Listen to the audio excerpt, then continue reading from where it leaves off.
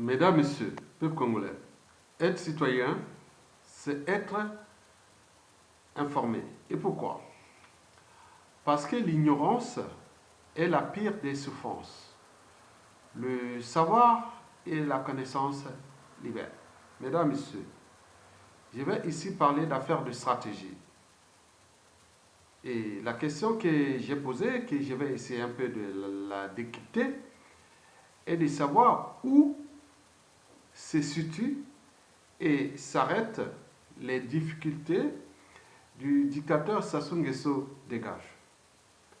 Mesdames, Messieurs, peuple congolais, je vous informe que dans un pays, il y a deux pouvoirs majeurs. Il y a d'un côté le pouvoir politique. Il peut être de fait ou de droit, exercé par un régime politique, qui peut être de fait ou de droit. Le nôtre est de fait, ou autoproclamé. C'est un régime politique illégal, illégitime, et qui n'a pas reçu mandat. Donc c'est un régime de fait. Donc il y a d'un côté le régime politique de fait ou de droit, c'est-à-dire de droit, c'est-à-dire c'est le peuple qui l'a placé là. Le nôtre, c'est pas vrai. On a eu une fois chez nous en 1992 où on avait placé Pascal Lissouba. Et donc, en 2016, on a élu Jean-Marie Michel Mokoko à une élection à un seul tour et il n'a pas pris son pouvoir parce que, oui, donc le régime politique est là, c'est-à-dire le dictateur Sassou Nguesso qui est toujours là. Donc, revenons sur ce que je voulais vous dire. Je vous dis que dans un pays, il y a deux pouvoirs majeurs. Il y a d'un côté le pouvoir politique de fait ou de droit, et de l'autre, le pouvoir du peuple. Ce pouvoir est d'ailleurs souverain. Et pourquoi? Parce que les régimes politiques, qu'ils soient de fait ou de droit, passent. Et les peuples demeurent. Mesdames, Messieurs, peuple congolais. Alors, où se situent les difficultés du dictateur Sassou Nguesso dégagent? Historiquement, et jusqu'à présent, il faut avoir à l'esprit qu'en Afrique noire, tout régime politique, qu'il soit de fait ou de droit, est souvent à 97% des cas contre les intérêts de leur peuple ou les intérêts du peuple. Sinon, ça se saurait au regard du potentiel des ressources naturelles et du capital humain dont dispose chaque État d'Afrique au sud du Sahara. En d'autres termes, les dictateurs d'Afrique francophone, par exemple, ou de la zone France-Afrique, par exemple, sont presque à 100% contre vous, Africains francophones. Et ils sont là pour leurs propres intérêts et de leurs donneurs d'ordre dans la France-Afrique. Le cas de Denis Sassou Nguesso, par exemple, il a été placé là depuis presque 42 ans par la France-Afrique. C'est un sous-traitant négrier, un sous-préfet, et qui vous regarde, vous, peuple congolais, pas comme des citoyens, parce qu'un citoyen, c'est celui qui a sa liberté, sa dignité, et il a aussi ses droits et devoirs envers sa nation, son peuple. Mais là, vous n'êtes plus des citoyens. Ça vous regarde comment? Que vous soyez opposant ou non, que vous soyez seulement simple citoyen, que vous soyez simple, vous êtes ses collaborateurs, tous ceux qui sont autour de lui, qui les servent. Donc, ça se vous regarde comment? Dans sa tête. Il vous regarde comme des indigènes. Ça dépend du rang social ou de la servitude volontaire à sa tyrannie. Je vous rappelle que Sassou Nguesso, au niveau de sa personnalité, c'est un être, et il est doué d'un cynisme hors pair. Donc, lui, il vous regarde d'abord comme des indigènes. Et quand on parle d'indigènes, on pense à quoi? On pense à la colonisation. Donc, il vous colonise votre tête. Bien entendu, vous êtes entraîné et conditionné, et d'ailleurs sous emprise de lui, un être mortel qui va partir. Il vous regarde comme des indigènes. Quand on parle indigène, on pense tout naturellement au colonialisme. Donc, il vous colonise. Vous savez que si vous laissez gérer votre cerveau par un dictateur, vous avez tout perdu. Donc, ça se vous regarde, comme des indigènes, et deux, il vous regarde comme des sujets. Vous savez la différence entre un sujet et un citoyen? Un sujet n'a pas de droits. Parce que s'il suffisait d'obéir aveuglément à une autorité injuste ou à un pouvoir injuste incarné aujourd'hui par Denis Sassou Nguesso, est-ce que les sujets d'une tyrannie au Congo connaîtraient-ils la liberté, la dignité, la justice et le but même de la condition humaine ou sociale? Vous voyez l'hécatombe de la condition humaine, c'est insupportable, intolérable, injuste. En plus, on vous adosse des dettes privées transformées en dettes publiques injustes. C'est le FMI et partout. Donc, vous êtes des sujets. Sassou ne vous regarde pas seulement comme des sujets, pire encore, il vous regarde comme des esclaves. Et là, c'est pire. Un esclave, c'est celui qu'on lui prive de sa liberté, de sa dignité et de ses droits et devoirs. Regardez Mathias Ndion, c'est un esclave de Sassou Nguesso. Claudine Mounari, c'est un esclave de Sassou Nguesso. Elle ne peut même pas bouger, sortir, autre. Il ne peut plus, on lui prive de liberté et de dignité. Il est mis à résidence surveillée et lui, il accepte ces conditions de ça, avec tous les moyens qu'elle a et les réseaux. Au lieu de dire, on les chasse. Mais non, rien du tout. Les Charles Zachary Boao, ce sont des esclaves de Sassou. Il ne veut pas s'affranchir de Sassou Nguesso. Il est même à la servitude volontaire au service de Sassou Nguesso. C'est un prétexte du noumazalisme et tout compagnie. Mais arrêtez. Au XXIe siècle. Les Guy Parfait Collé là, pire encore. Les Tchati Mabiala, pour n'en citer que ceux-là. Encore au Kombi Salsa et Jean-Marie Massimo Koko se sont affranchis, mais ils sont en prison. Mais est-ce que quand ils vont sortir, peut-être qu'ils vont revenir dans la servitude? Je ne sais pas. Mesdames, Messieurs, et pourquoi Sassou Nguesso traite les Congolais, quel que soit les statuts sociaux, quel que soit le rang social? Vous imaginez le général Jean-Marie Michel Mokoko dans ces conditions. Mais au niveau des repères, on s'est dit que maintenant être un homme important au Congo, ça ne veut rien dire. Donc Sassou Nguesso parti, tout ce monde, on peut les traiter dans les conditions autres, comme ils ont fait là.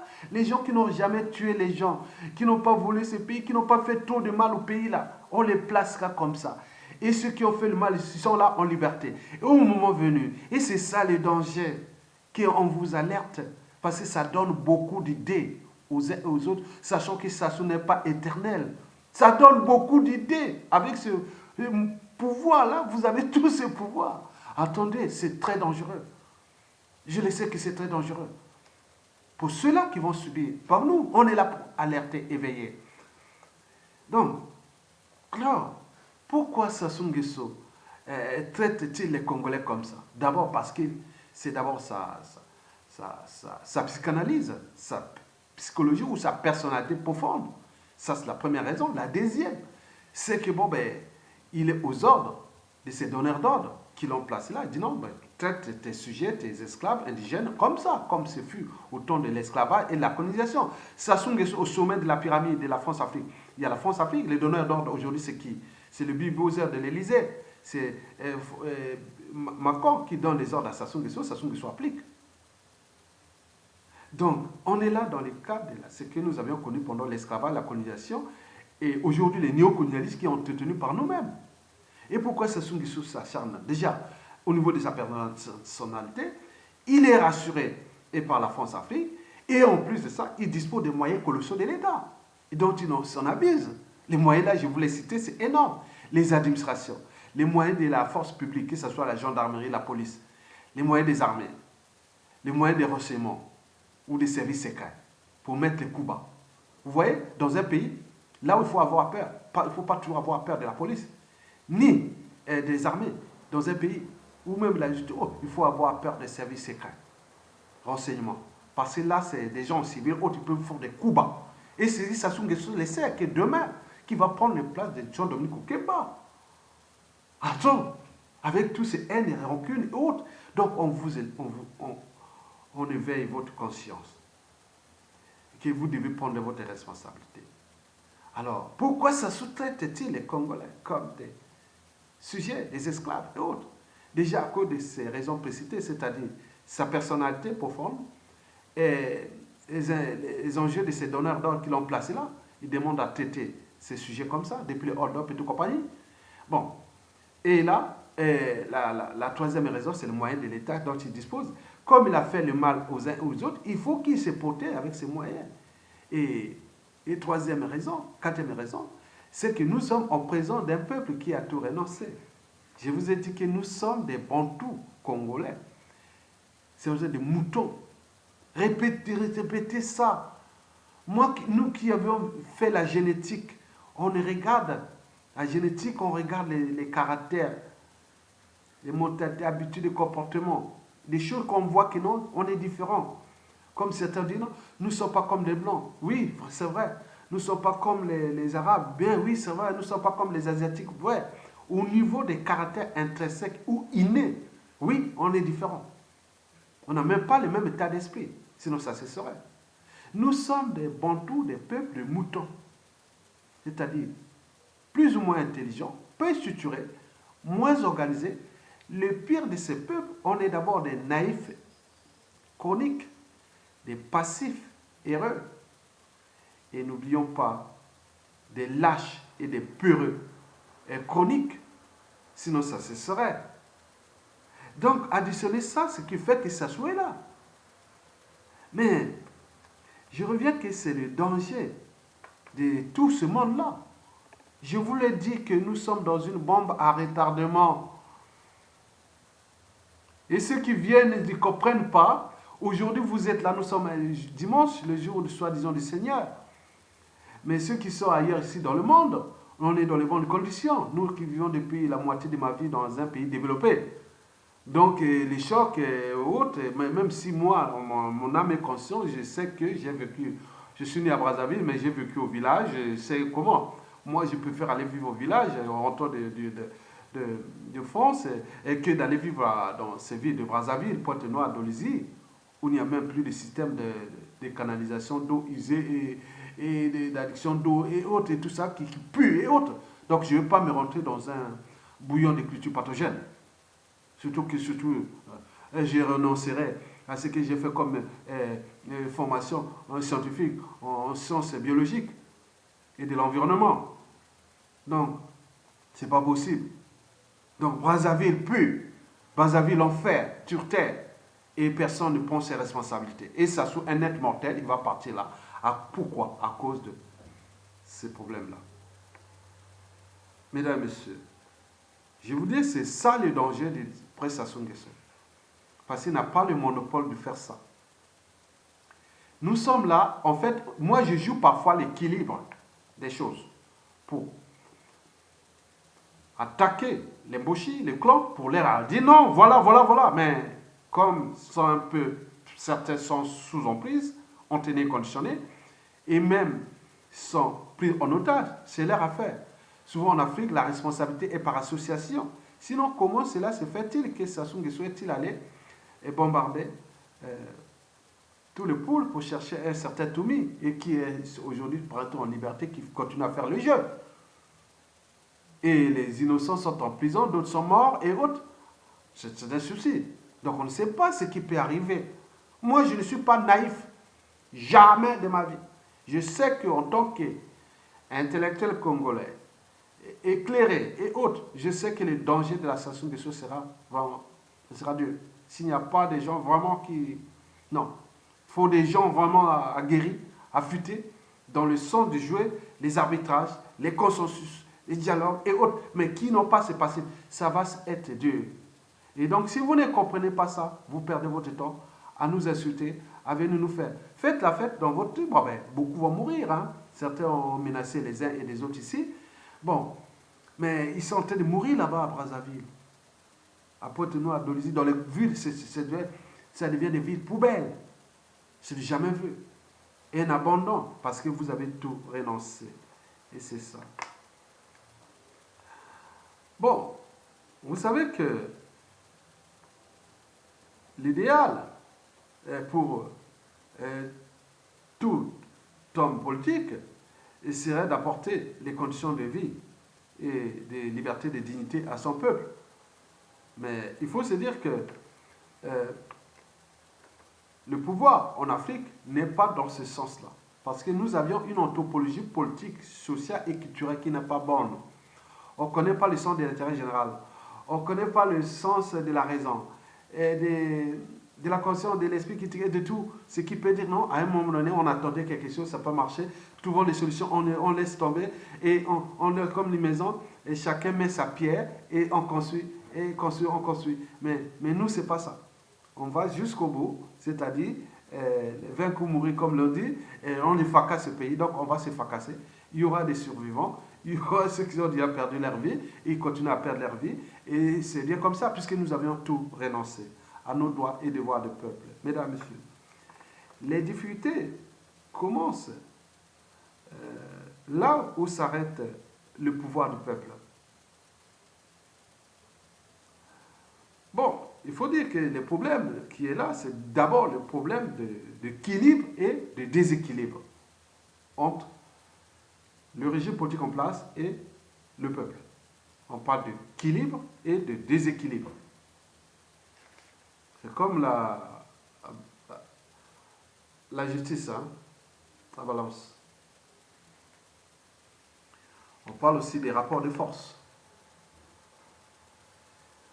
Et des rapports de faiblesse aussi. On oublie les rapports de faiblesse. Bon, il s'agit bien sûr d'un jeu d'échecs et aussi des stratégies. Mesdames, Messieurs, peuple congolais, parlons de rapport de pouvoir entre Sassou Nguesso, l'éducateur, et nous, le peuple. Bon, il faut voir la représentation déjà de ces rapports de force, comment nous l'interprétons dans notre tête. Hein. Et il faut se dire que, au point de vue, par exemple, scientifique, ou même des sciences politiques, et même des sciences humaines, on peut les dire. Oui, on peut l'étudier. Donc, en réalité, la difficulté pour que ça se dégage, et pour la comprendre, il faut voir que nous sommes en présence d'un côté d'une structure organisée contre une structure désorganisée. Il y a d'un côté une structure organisée qui est contre l'autre structure qui est désorganisée. La plus organisée est celle actuellement du régime de Sassou Nguesso. Il faut se le dire, c'est une structure organisée. Elle est organisée pourquoi? Parce qu'il faut voir déjà par rapport aux résultats. Moi, je ne vais pas aller plus au détail. Hein. Elle est organisée parce que, bon, déjà, il faut se dire, par exemple, le coup d'État constitutionnel de 2015. Nous croyons qu'au point de vue constitutionnel, Sassou n'aurait pas changé sa constitution.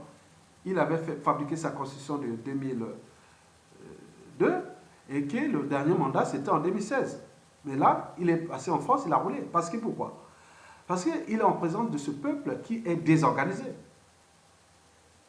Bien sûr qu'il a désorganisé lui-même. Est-ce qu'il n'y a que ça? Parce que la désorganisation, on peut désorganiser du point de vue culturel, politique et autres, mais il reste quand même l'individu congolais. Il a un cerveau, hein?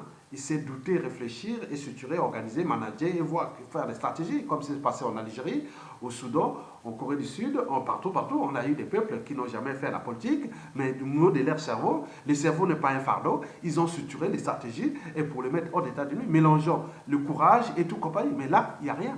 Donc, Sassou Nguesso le régime Sassou Nguesso est une structure organisée contre le peuple. Pourquoi? Parce que déjà, il faut traiter déjà le coup d'état constitutionnel. Sassou Nguesso est passé comme la lettre à la poste. Et pourquoi? Parce que tout s'est dessiné, déjà, s'est préparé en amont. Autour de 3 mots-clés. Il y a eu du lobbying, il y a eu de la corruption, et n'oublions pas des pressions. Donc il a mis des pressions sur ses opposants. Et tout ce monde, ils ont travaillé en avant. C'est-à-dire 2015, nous venons de l'avoir, l'information. Tout s'est passé depuis 2013 déjà.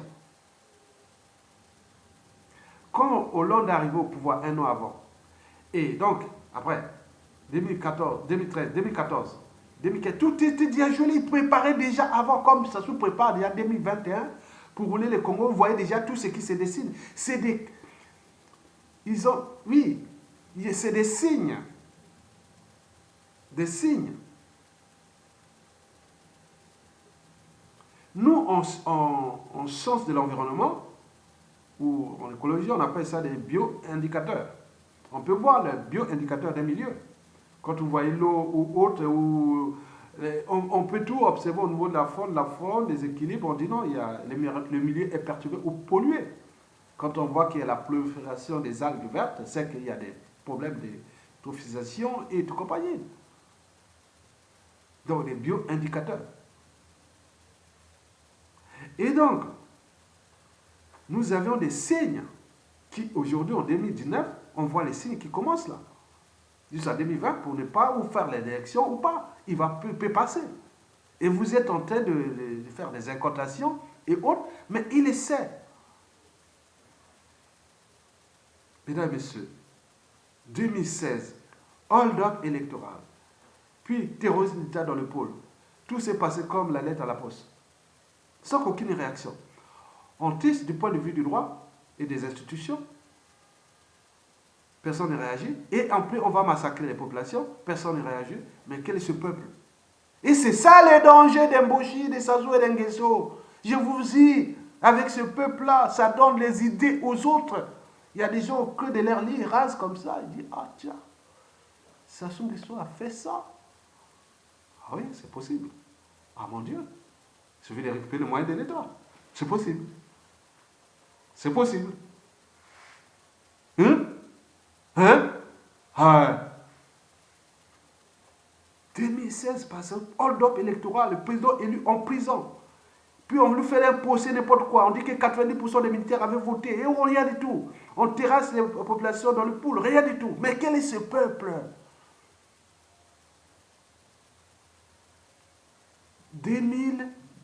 2017-2019, on nous fait tourner en rond sur le FMI qui n'aura pas l'argent et autres.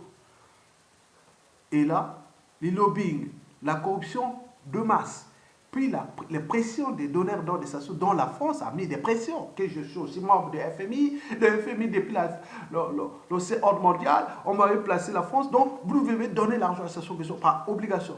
Et ils ont fait ça, parce que ce n'est pas notre pays. Nous avons tout renoncé, le Congo c'est Sassou Nguesso aujourd'hui. Il y a une inversion des souverainetés. Bien entendu, à la fin de Sassou qui sera plus là, tout sera remis en cause. Et nous rentrons dans d'autres formes de pouvoir, où tout ce qui a été signé Sassou Nguesso sera caduc. Et nous rentrerons dans la situation qu'on a vue au Paraguay, l'Argentine et même l'Équateur contre la FMI. Il y aura bien d'autres choses comme ça. Il n'y a pas de problème. Donc, croisez-vous les doigts que demain, nous pourrons nous retrouver dans une situation où on n'aura rien, cessation de paiement, pays en faillite et autres. Donc, on va se demander à passer le temps, à monter aux yeux de la communauté mondiale. Et voilà comment on est venu détruire un pays en complicité d'un monstre froid qu'on a placé là, qui s'est confisqué les moyens de l'État. Parce que, pourquoi? Parce qu'il a représenté quelque part d'un peuple qui a tout renoncé. Mesdames et messieurs, 2019, Sassou Nguesso, malgré ça, vient de semestre, était miette de fonds CFA, de dette avec FMI, c'est sa dette, c'est pas la dette des Congolais. Ils ont fêté là-bas. Paraît-on, il y a la fête là-bas au Yo, et dans tous les régions. Hein. Un voisin vous emprunte de l'argent, vous êtes en difficulté, on vous donne l'argent, que tu viens les rembourser dans un mois ou dans une année, et tu fêtes ça. Mais attends, jamais vu dans l'histoire de l'humanité qu'un ami vous prête de l'argent et vous allez fêter ça. Non, je n'ai jamais vu ça. Ça, je pense que c'est... Mais ça sous Londres, mesdames et messieurs. Donc, eux, ils défendent leurs intérêts contre les intérêts du peuple congolais. Donc, ils sont suturés. Et donc, il faut se dire que tout peuple aujourd'hui africain doit avoir à l'esprit que les régimes politiques, qu'ils soient des faits ou des droits, ne sont pas pour vous. Tu savais qu'ils viennent là simplement pour leurs propres intérêts, le rang social, les statuts sociaux, le fait d'être ministre, président, directeur général, PDG, autres, et voyager par-ci, partout dans le monde. Ça devient leur, voilà, élévation au reste social, ils deviennent des notables et autres. Et les peuples s'enfoncent. Et je ne vois pas quelqu'un qui a eu un cerveau, une âme et une conscience et raisonnable peut dire aujourd'hui que bon, ben, je suis ministre au Congo ou que je suis responsable au Congo. C'est pas possible. C'est bas, c'est bas. Mesdames et messieurs, peuple congolais. Donc, le rapport de force est là. Donc, la structure, quand quelqu'un est très organisé, quand celui qui est désorganisé, dans 100% des cas, dans 97% des cas même, la victoire est toujours de quelqu'un qui est organisé. La structure désorganisée, le peuple congolais désorganisé. Et pourquoi? Parce que comparé aux Algériens, aux Soudanais, aux Coréens du Sud et tout ce qui s'est passé dans le monde depuis déjà le coup d'État constitutionnel à nos jours, on peut voir tous les mouvements qui sont passés dans tous les peuples du monde. Ils continuent à nous étonner partout dans le monde. Mais nous sommes là. Et surtout dans le bassin du Congo. Parce que c'est des Bantous, des peuples plus ou moins intelligents, peu structurés, moins organisés. Pire encore, ils ne sont pas courageux, ils sont des lâches, ce sont des jusseurs, oui, ce sont des peureux.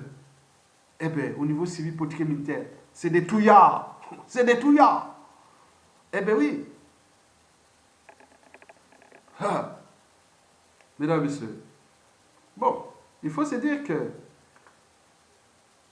les difficultés vont certainement s'arrêter. Mais pas parce que nous serons organisés ou que nous aurons fait des lobbying ou des pressions autres. On aurait pu mettre les pressions depuis. Par exemple, depuis 2015, passons par 2016 et jusqu'à nos jours. Si Sassou Nguesso savait très bien que ce peuple est capable de s'affranchir de ses opposants et de ses dissidents qu'il a placés là au sommet pour vous empêcher. Quand on parle opposants, dissidents, c'est des trucs pour bloquer, c'est comme des soupapes. Ils bloquent. Et Sassou au-dessus là, il les tient en haut. Là. Et vous êtes là, vous bouillonnez, une marmite qui bouillonne. Là, la soupape là, c'est tout ce qui est opposant, dissident. C'est ça. Est-ce que vous êtes capable de s'affranchir et lever cette soupape et éjecter en même temps ces opposants dissidents et Sassou derrière, il va se voir. Non, c'est ça. Si Sassou les savait, comme il sait que, si ce peuple était comme le peuple algérien ou soudanais, non, Sassou lâchera. Donc c'est un problème de pression. On n'est pas organisé. Ce ne sera pas ni l'organisation. On n'est pas organisé. Sinon, ça se saurait. On ne peut pas commencer comme ça. On va se lancer des incantations. On va s'insulter. On va cesser. Bon, c'est rien du tout. Ça ne passe rien. Rien ne bouge. Vous avez tout compris. Mesdames, messieurs. Donc, Sassou dégage comment? Sassou va dégager parce que, bon, ben, c'est déjà, il faut se dire que c'est la situation sociopolitique, socio-économique, socio-culturelle et humanitaire qui est catastrophique, insupportable, intolérable. Parce que nous sommes dans un climat de méfiance et de défiance entre nous déjà. Mais le problème, c'est que le meilleur opposant de Sassou Nguesso, c'est lui-même. C'est son système. Il n'a jamais changé ni de modèle politique, ni économique, ni social et culturel. Donc il va se fracasser tout seul. Nous, on venait les ramasser tout seul. Mais c'est un peuple qui, voilà, c'est des lâches. On ne va pas dire qu'on a gagné. Non, on n'a pas gagné. C'est une honte pour d'autres peuples. On laissait Sassou Nguesso se fracasser tout seul, bien sûr. Mais la souveraineté d'un peuple, on n'a pas eu.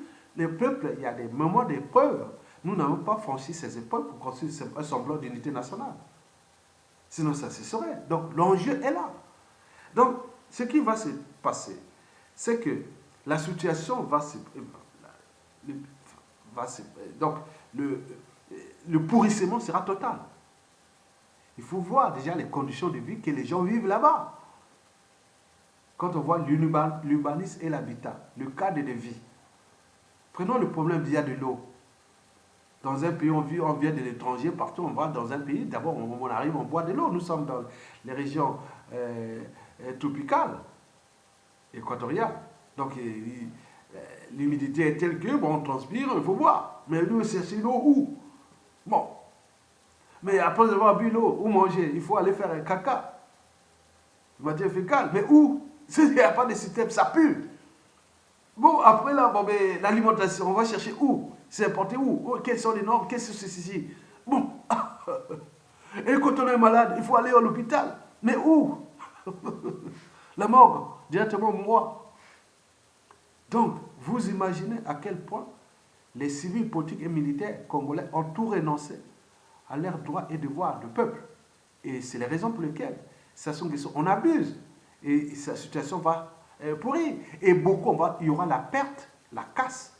On va perdre beaucoup de nos membres de famille. Et c'est ça le détonateur, c'est ça la haine, c'est ça les rancunes. Et ceux qui ont perdu beaucoup de membres de famille, qui vont à un moment donné être aux commandes de ce pays, qui majoritairement seront les résistants. Les résistants, mais qu'est-ce que vous allez avoir comme résultat contre eux, comme d'autres disent non, le droit pour le peuple et l'injustice pour eux. Et ce que les gens savent, on les vous invite qu'il y aura les droits pour certains, pour le peuple, mais pour eux, ce sera l'injustice comme ils ont fait aux autres. C'est-à-dire, si on vous fout en prison, vous êtes malade, vous dites, ah non, j'ai mon fils, j'ai ma famille, j'ai mes enfants, ils sont en Europe ou autre, je vais aller me soigner là-bas, monsieur, vous sortez pas de visa. Non, monsieur, vous devez soigner ici. Oh, il peut faire de la pression ici. Non, vous sortez pas, monsieur. Vous allez vous soigner ici. Parce qu'au moment que ça soit là, vous étiez là aux affaires, vous étiez là, bon, donc restez là. Bon, ceux qui vont se barrer, ok. Maintenant, il faut répartir au pays. Mais là encore, c'est notre épreuve. Donc, vous voyez ce qui se prépare. Mesdames, Messieurs, donc c'est la fin. L'indignité, l'insupportable, l'intolérable et les haines, les rancunes, les règlements des comptes non traités, les contentieux historiques et toute cette chaîne de traité, de complicité et autres, que les autres à côté seront des...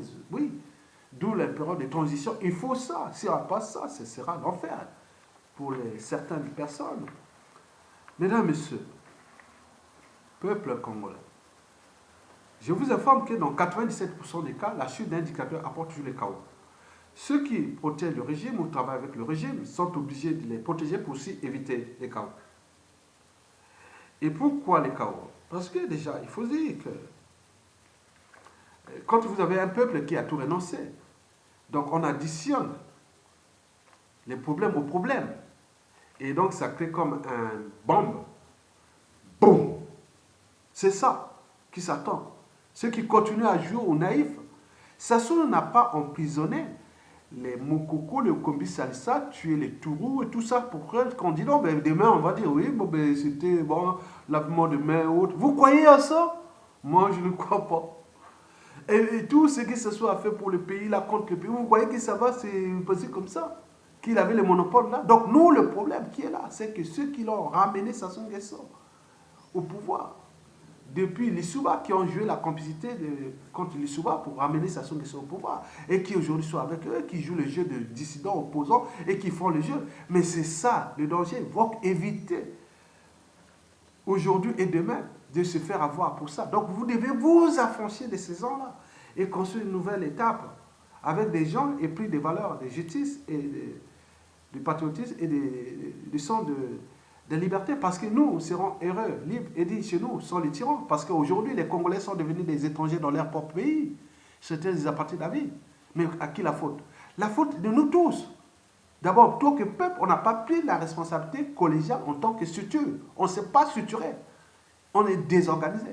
Et dans une structure désorganisée, face à une structure organisée, eh bien oui, bon, les rapports de force, comme disait Sassou Nguesso, la guerre asymétrique, quand voilà au poule, maintenant là, les rapports de force sont tels que Sassou Nguesso, on abuse des moyens de l'État.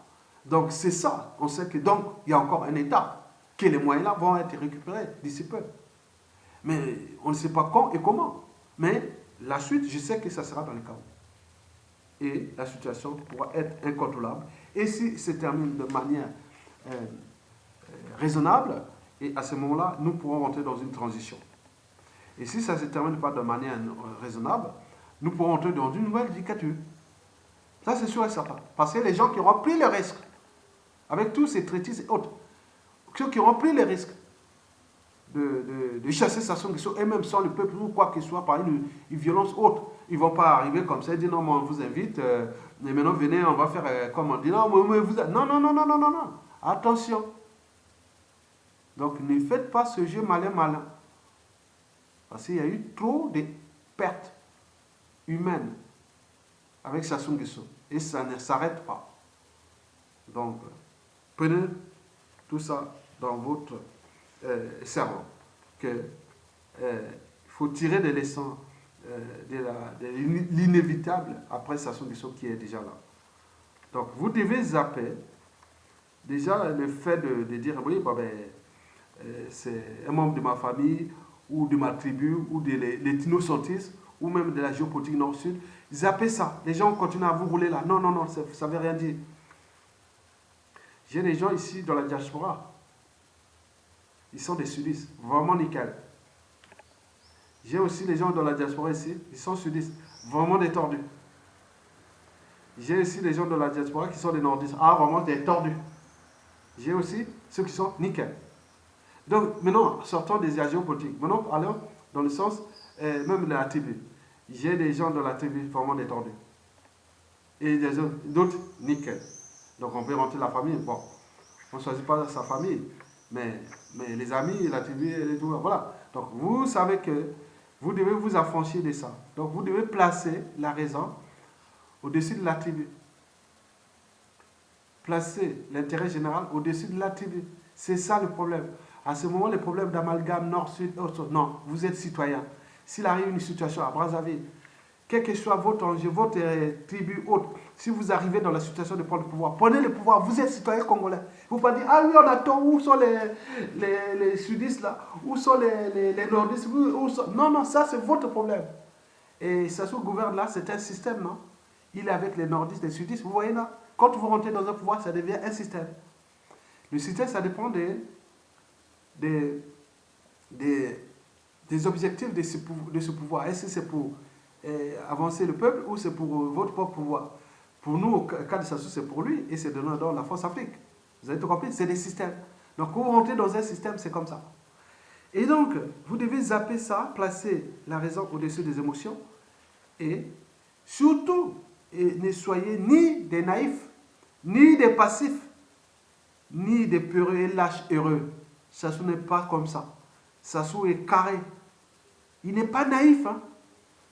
C'est pourquoi il a roulé tout ce monde-là depuis ces siècles. Depuis les siècles, c'est-à-dire depuis 1970 à nos jours. Il tombe là, il verse lui. Il est tranquille avec les moyens de l'État. Et c'est donneur d'ordre de la France Afrique et le lobbying qui fait ce que ça. Contre vous, peuple congolais, je vous l'ai dit que tout pouvoir politique en Afrique est contre le peuple.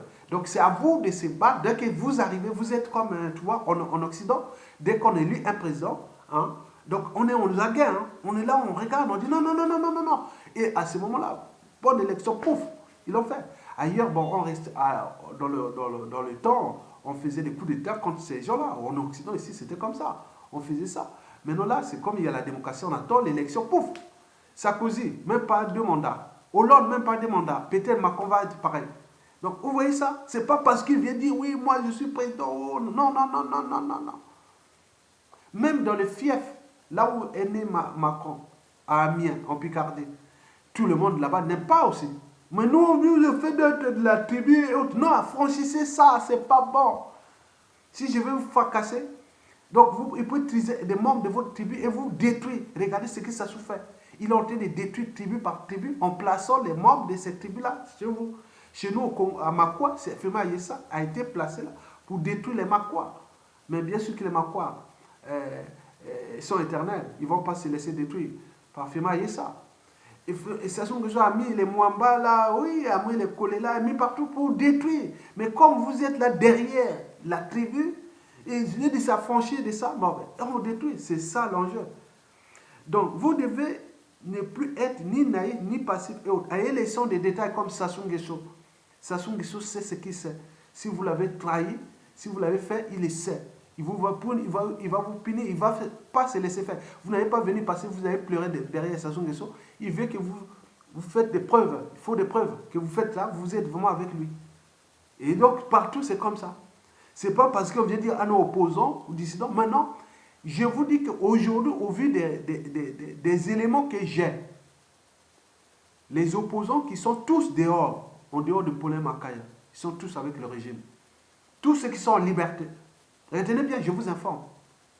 Tous ceux qui sont opposants à Sassou Nguesso ou dissidents, à Sassou Nguesso qui sont au Congo aujourd'hui, en liberté, sont tous auxiliaires de la tyrannie. Ils font le jeu depuis 2015 à nos jours.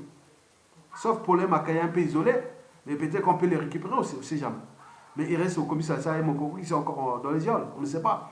Mais je vous dis sincèrement, c'est vraiment l'opposition politique la plus bête du monde, comme disait Alain Mavoko. Bien entendu, ce n'est pas le bête. Ils ont des passifs à cacher, ils ont commis des crimes, ils ont roulé le peuple. Ils savent bien qu'ils peuvent survivre qu'avec Sassou Nguesso. C'est les raisons pour lesquelles ils tiennent. Sinon, avec les moyens qu'ils ont et les réseaux qu'ils ont, ils devaient faire partie de Sassou Nguesso vite fait. Mais ils ne l'ont pas fait parce qu'ils savent que, voilà, que Sassou les arrange. Donc, nous, peuple congolais, comme on ne sait pas franchir d'eux, et donc, ils continuent à nous rouler. Et le résultat, c'est que, au vu de la situation, elle va pourrir. Donc, ce pays va être vraiment, il va devenir une merde totale, une poudrière. Mais pour reconstruire ça demain, déjà au niveau des mentalités, habitudes, des comportements, il faut des gens qui ont le cerveau, l'esprit. Donc, nous sommes là pour vous éveiller. Et donc, nous passons de sujet en sujet pour faire cette chronique-là, et qui, historiquement, ça restera pour le cas des devoirs de mémoire et des outils que nous laissons pour les générations actuelles et futures, pour le Congo, de comprendre qu'il y a eu pendant la dictature de Sassou Nguesso, il y a eu des Congolais qui avaient dit non à lui, surtout à l'étranger aussi, et qui s'affirmaient. Donc vous rentrez dans les annaux, peut-être les annales de ceux qui l'ont contesté. Il faudrait aussi dire historiquement qu'il y a eu des gens du Congo qui ont été vraiment contre Sassou Nguesso, qui étaient de sa propre région, comme à Yatonga. Et donc demain, quand il y a un autre pouvoir, par exemple au sud, et quand il y a des nordistes qui les attaquent, on ne va pas venir dire non, mais pourquoi vous venez de, comme on a eu les cas de Lissouba. Nous avons souffert ici. On dit 94-95, c'était difficile de critiquer Lissouba alors qu'on était dans une démocratie. Chaque fois on vous dit, à vous les nordistes, vous venez laisser nous tranquilles. Vous voyez déjà ça. Donc nous devons éviter ça.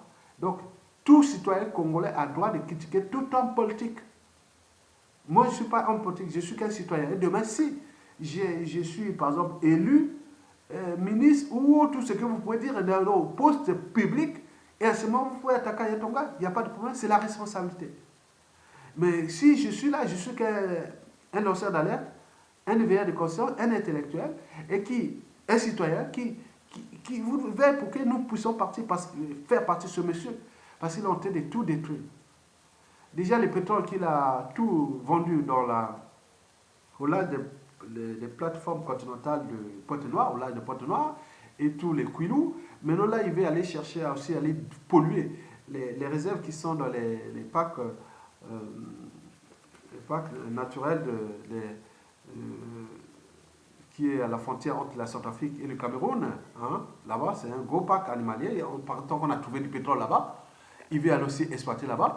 N'oublions pas qu'il est dans la Kivette, du côté le triangle Makwa, Mosaka et Liranga, passant par Lukulela, tous ces triangles-là, on dit qu'il y a du pétrole là-bas aussi. Et donc, il s'est associé à aller exploiter ça et polluer et tout ça. Donc, lui, il est venu là consommer et nous laisser les dettes. Et vous êtes là en train de s'indigner comme des petits enfants. Donc, il faut arrêter ça. Moi, tout ce qui vient dire, donc, ça soit fait ça, ça soit fait ça, c'est un non-sens. Nous sommes avec les gens qui cherchent les stratégies pour le faire partir.